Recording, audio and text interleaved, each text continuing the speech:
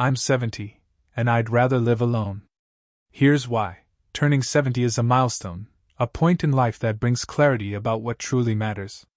It's a season of reflection where the pace slows and priorities shift.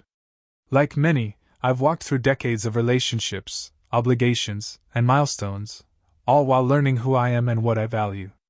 Now, at this stage of life, I find myself choosing solitude over companionship, independence over cohabitation. It's not because I'm bitter or lonely, it's because I've discovered a peace and freedom in living alone that I've never known before. If you've ever felt the same or wondered what this path looks like, let me share why this choice feels so right for me. If you enjoyed this video, give it a thumbs up. Don't forget to subscribe and turn on notifications so you never miss an update. 1. Living alone honors my independence. As I reflect on my journey to 70, one of the most profound truths I've embraced is the sanctity of independence. Independence is not just a practical state, it's a deeply emotional and spiritual experience. For much of my life, independence was about achievement, raising children, building a career, keeping a home, and balancing countless demands of others. But now, it's become something more profound. It's about reclaiming the essence of who I am and honoring my journey as an individual. Living alone has granted me a sense of liberation that I didn't know I needed. My days are my own, free from compromise or negotiation. I wake up to a rhythm that feels natural to me. I savor the silence of my mornings, unhurried, without the need to accommodate someone else's schedule. My meals are prepared not with anyone's preferences in mind but simply as an act of self-care. Even the smallest details, what to watch, how to spend an afternoon, where to place a cherished photograph, become opportunities to connect with myself, to honor my preferences and needs without distraction. This independence goes beyond the physical. It's a statement of my autonomy, a quiet assertion that my life is still mine to live as I choose. For decades, I poured myself into others, often joyfully, but sometimes at the expense of my own desires. I was a partner, a parent, a caregiver, and a friend, roles I embraced wholeheartedly. Yet they also meant setting aside parts of myself, my dreams, my comfort, and even my peace for the benefit of others. Now I am free to nurture the parts of me that were long left unattended. Living alone allows me to revisit hobbies I once loved or explore new ones I never had the time for. I read more, take leisurely walks, tend to my garden, and spend hours simply sitting in quiet reflection. It's not about doing nothing, it's about doing everything that matters to me. There is profound satisfaction in making decisions without having to consider anyone else's opinion or schedule. It's not selfishness, it's self-respect. For so many years, my choices were shaped by the needs and desires of others. Living alone has taught me to trust myself and prioritize my well-being without guilt or hesitation. This isn't a rejection of relationships but an embrace of my own value. Some may see solitude as a sign of loneliness, but I see it as a celebration of freedom. To live alone at this stage of life is to affirm that I am enough as I am. It's not about turning away from others but about turning toward myself. In the quiet of my home, I've discovered that my independence is not a retreat, it's a return to the essence of who I've always been. There's a beauty in this independence that's hard to articulate but easy to feel. It's in the simplicity of my surroundings, curated by and for me. It's in the quiet evenings when I reflect on the life I've lived and the choices I've made to honor my happiness. It's in the profound sense of peace that comes from knowing I don't have to explain or justify my choices to anyone. Living alone at 70 is not a limitation, it's an empowerment. It's a way of saying I know who I am, and I will honor that truth. There's no shame in choosing solitude, no sadness in embracing independence. Instead, there is joy, peace, and a quiet strength in knowing that my life is still my own to shape. Even now, this stage of life has brought me clarity that I couldn't have understood when I was younger. Living alone doesn't mean I've stopped loving or caring for others. It means I've started loving and caring for myself in a way I never fully allowed before, and that to me is the truest form of independence. 2.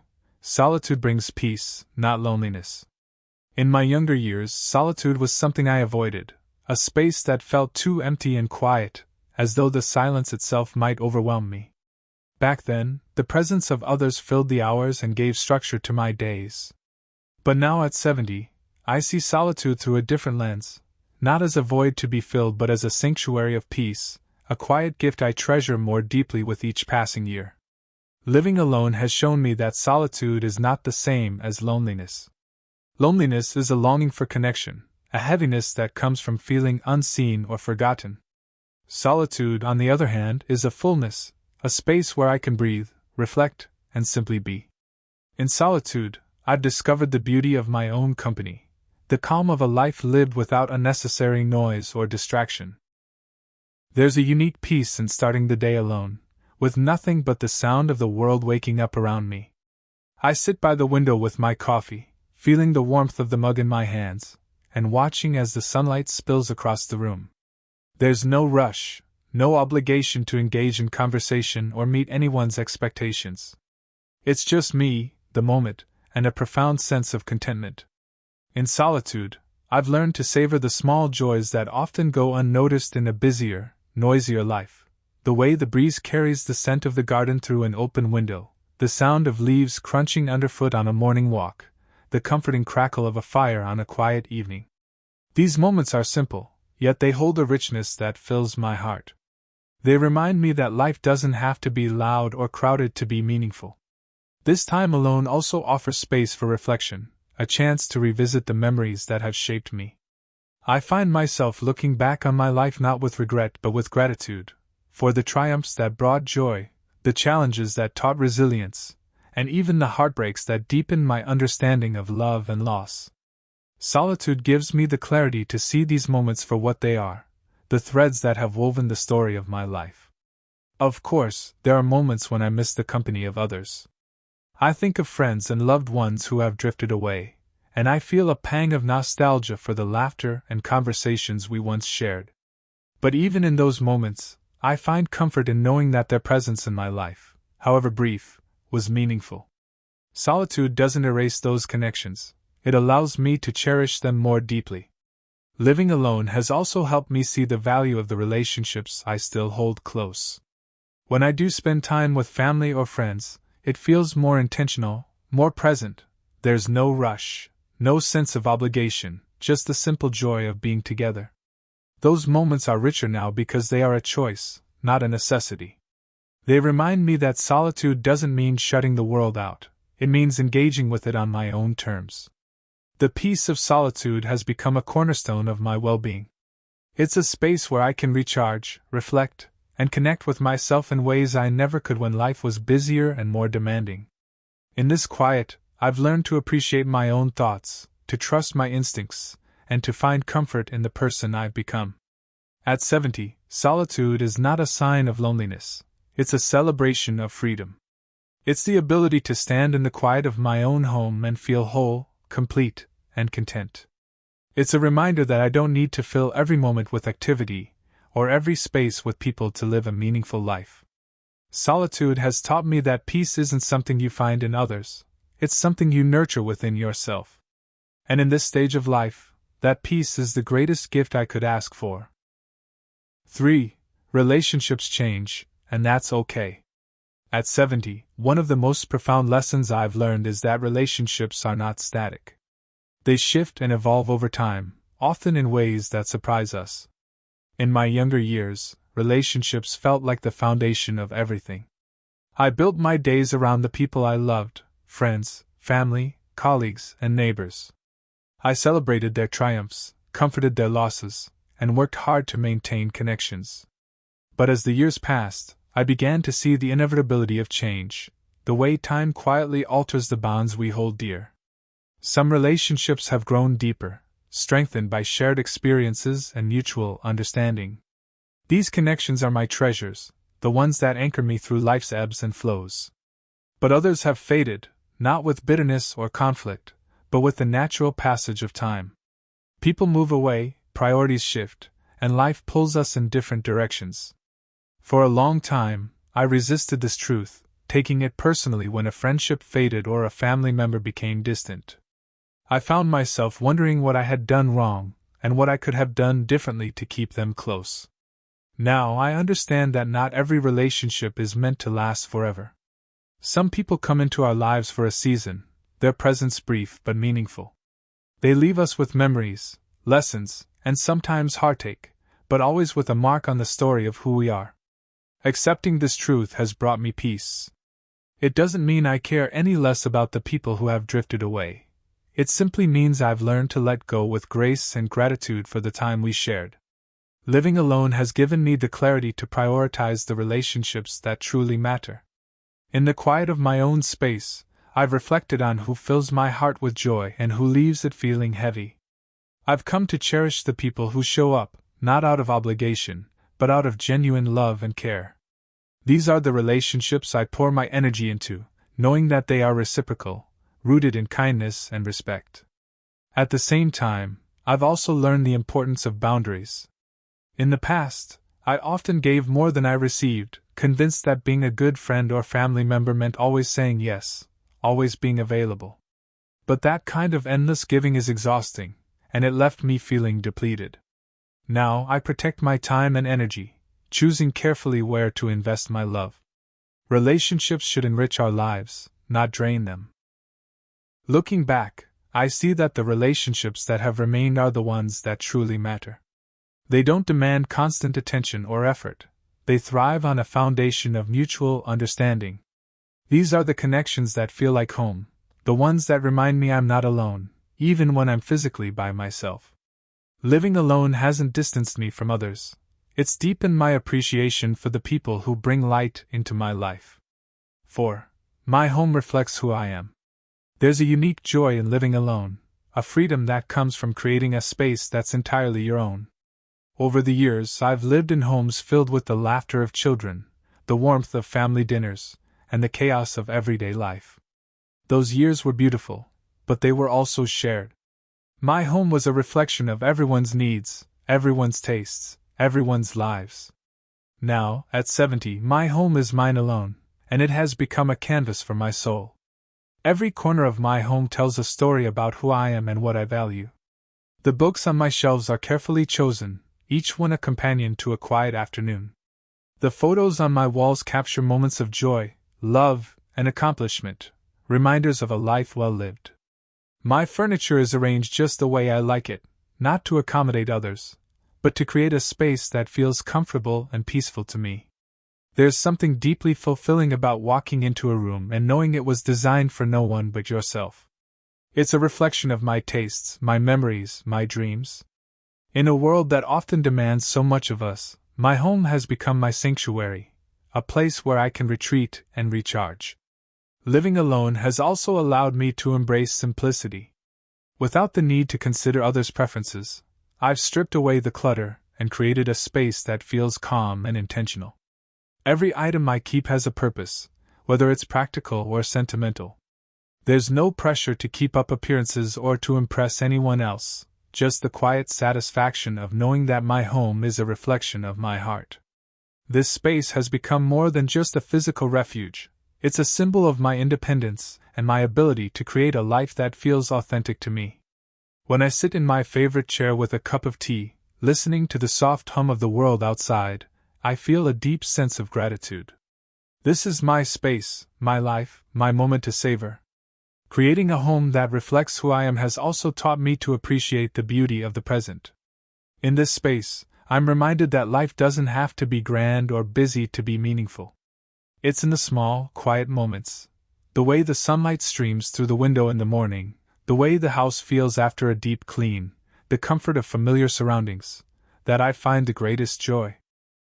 Living alone doesn't mean being isolated, it means being intentional. My home is a place where I can invite loved ones when I choose, but it's also a place where I can find solace in my own company. It's about balance that feels just right for this stage of life. At 70, my home is more than just a place to live, it's a reflection of who I've become. It's a space where I can honor my past, embrace my present, and dream about my future. In its quiet simplicity, it reminds me every day that I am enough just as I am. 5. Freedom from obligations. One of the greatest gifts I've discovered in living alone at 70 is the freedom to live without unnecessary obligations. For most of my life, I carried the weight of countless responsibilities, some self-imposed, others born from love and duty. I gave my time, energy, and care to family, friends, and work. I was the reliable one, always saying yes, always showing up, always putting others first. But over the years, I began to feel the quiet exhaustion of meeting everyone else's needs but my own. Now, in this chapter of life, I've embraced the power of no. Living alone has taught me that my time and energy are precious, and it's okay, necessary, even, to protect them. I no longer feel obligated to accept every invitation, attend every event, or maintain every relationship out of guilt or habit. Instead, I choose what aligns with my values and what brings me peace. This doesn't mean I've stopped caring about others. It means I've learned to care for myself with the same devotion I once reserved for everyone else. There's a profound sense of liberation in this. Without the constant pull of obligations, I have the freedom to structure my days in a way that feels right for me. I wake up when I want, linger over my morning coffee without a schedule to rush off to, and spend my afternoons in ways that nurture my soul. Sometimes, that means a long walk through the park. Other times, it's as simple as sitting by the window and letting the world pass by. The absence of obligations isn't a void, it's a space for intentional living. Living without unnecessary obligations has deepened the connections I choose to maintain. When I spend time with someone now, it's because I genuinely want to, not because I feel compelled to. This makes those moments richer, more meaningful. I no longer carry the resentment that comes from feeling stretched too thin or overburdened by commitments. Instead, I feel gratitude for the freedom to give my time and energy where it truly matters. This freedom doesn't come without reflection. There are moments when I think back on all the times I said yes when I wanted to say no, all the times I sacrificed my own needs for the sake of others. But instead of regret, I feel a sense of clarity. Those years were necessary. They taught me the importance of giving, of showing up for the people I love. But they also taught me the limits of my own capacity and the cost of ignoring those limits. At 70, freedom from obligations isn't just about saying no to others, it's about saying yes to myself. It's about recognizing that I've earned the right to live my life on my terms without guilt or apology. It's about creating space for the things that bring me joy and letting go of the things that don't.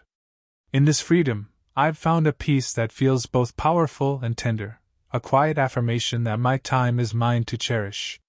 6. Avoiding people isn't about bitterness, it's about peace. When I tell people that I avoid others more often now, they sometimes misunderstand. They assume I've grown bitter or withdrawn, that my trust in humanity has waned after years of disappointments. But the truth is far more gentle. Avoiding people isn't about bitterness. It's about peace. Over the years, I've learned that not every relationship is meant to endure, and not every connection is worth the energy it takes to maintain. In my younger days, I cast a wide net, striving to be everything to everyone. I wanted to be liked, to be needed, to be the person people could count on. For a long time, that gave me purpose and fulfillment. But it also left me vulnerable to relationships that take more than they give. Living alone has given me the space to reflect on those experiences and draw clearer boundaries. I no longer feel the need to keep toxic relationships alive or to engage with people who bring negativity into my life. I avoid those who thrive on drama, those who make everything about themselves, and those who take my kindness for granted. This isn't an act of rejection, it's an act of self-preservation. There's a profound peace in choosing solitude over superficial connections. I've traded the noise of crowded rooms and shallow conversations for the quiet of my own thoughts. In this quiet, I've found clarity about what truly matters. I've come to see that it's not the number of people in your life that brings happiness, it's the quality of the relationships you choose to nurture. Avoiding people also means avoiding situations that make me feel less than who I truly am. I no longer put myself in environments where I feel overlooked, unappreciated, or out of place. Instead, I focus on creating spaces that reflect my values and spending time with the few people who uplift and inspire me. These are the relationships that feel like home, the ones that remind me of my worth and bring light into my life. This doesn't mean I've shut myself off completely. I still cherish the connections that matter, the friends and family who have stood the test of time and who show up with love and sincerity. These relationships are sacred to me, and I nurture them with all the care I have to give. But my circle is smaller now, and that's by design. A smaller circle feels more intimate, more authentic. It allows me to give my best to the people who truly matter without feeling stretched or drained. At 70, avoiding people isn't about rejecting the world, it's about embracing my own. It's about protecting the peace I've worked hard to find and living in a way that feels true to who I am. It's about recognizing that my energy is finite and choosing to spend it in ways that bring me joy and fulfillment. In this choice, I've found a freedom and happiness that I never could have imagined when I was younger. So no, avoiding people isn't about bitterness, it's about peace. It's about choosing what feels right for me without guilt or explanation. It's about living with intention, protecting my well-being, and finding joy in the quiet moments of solitude. And for me, that's more than enough. 7. Embracing this chapter.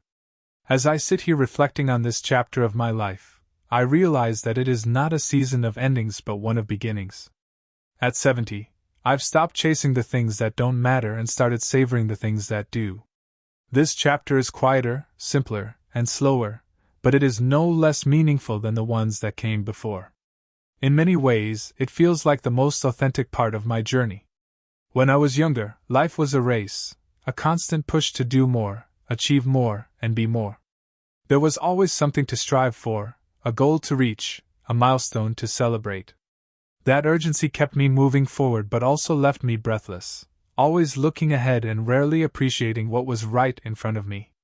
Now, that restlessness has faded. I no longer feel the need to prove anything to anyone, including myself. Instead of striving, I find myself savoring the small, everyday moments that bring me a kind of joy I never fully appreciated before. The sunlight streaming through the window in the morning, the laughter of my grandchildren when they visit, the warmth of a favorite sweater on a chilly evening, these are the moments that anchor me and remind me of what truly matters. This chapter is also about reflection. At 70, I look back on the life I've lived, not with regret but with gratitude. There were mistakes, of course, and moments of heartbreak that shaped me in ways I didn't understand at the time. But there were also triumphs, joys, and experiences that filled my life with meaning. Each moment, whether painful or beautiful, wove the tapestry of who I am today. But this chapter isn't just about looking back, it's about looking forward too. There's a quiet excitement in knowing that I still have time to create, to learn, to grow. I may move a little slower these days, but my spirit is as curious and hopeful as ever. I've learned to embrace the possibilities that lie ahead, no matter how small they may seem. It's a time to focus on what brings me joy, whether that's tending to my garden, exploring a new hobby, or simply sitting in stillness and letting the world come to me. Perhaps the most beautiful part of this chapter is the freedom it brings. I no longer feel bound by the expectations of others or the pressures I once placed on myself. I've let go of the need to please, the need to prove, the need to rush. Instead, I've embraced the idea that simply being is enough. This freedom has allowed me to say no to the things that drain me, and yes to the things that fill me with peace and purpose. This stage of life has also taught me the power of gratitude for the life I've lived, the people I've loved, and the lessons I've learned. Gratitude for the strength that has carried me through difficult times and the joy that has illuminated the good ones. Gratitude for the simple fact that I am still here, with more time to live, more memories to make, and more opportunities to grow. Embracing this chapter doesn't mean ignoring the challenges that come with aging. There are moments of loneliness, of wondering what comes next, of missing the people and places that once filled my life. But even in those moments, there is a quiet strength, a reminder that I have made it this far and that I have everything I need within me to keep going. At 70, life feels less like a race and more like a journey where the destination matters far less than the moments along the way. This chapter is about slowing down, savoring the beauty around me, and living with intention. It's about finding joy in simplicity, strength in solitude, and fulfillment in authenticity. This is my time to live unapologetically, to embrace who I am, and to honor the life I've built. And that, to me, is the greatest gift of all. Closing thought. As I stand in this chapter of life, I've learned that the truest peace comes from living authentically, cherishing what matters most, and letting go of what no longer serves me. At 70, I no longer feel the need to chase approval or keep up with expectations. Instead, I find joy in the simple things: a quiet morning, a heartfelt conversation, or the warmth of my own company. This stage of life isn't about endings but beginnings. It's about embracing who I am, celebrating the journey that brought me here, and living each day with intention and gratitude. If there's one thing I've discovered, it's that the greatest gift we can give ourselves is the freedom to live fully and unapologetically, savoring the beauty of every moment we're given. Here's to finding peace, joy, and meaning in whatever way feels right for you. This is our time, let's make it ours. These lessons are meant to inspire you to live fully and authentically. Now, I'd love to hear from you. Take a moment to reflect and share one thing you've learned and plan to apply in your own life. Let's support each other on this journey toward embracing these truths. If you enjoyed this video, please leave a comment with 1. If not, feel free to comment with 0. Your feedback means a lot to us. Don't forget to like, share, and subscribe to our YouTube channel for more content like this. Thank you for watching, and here's to living life on your own terms.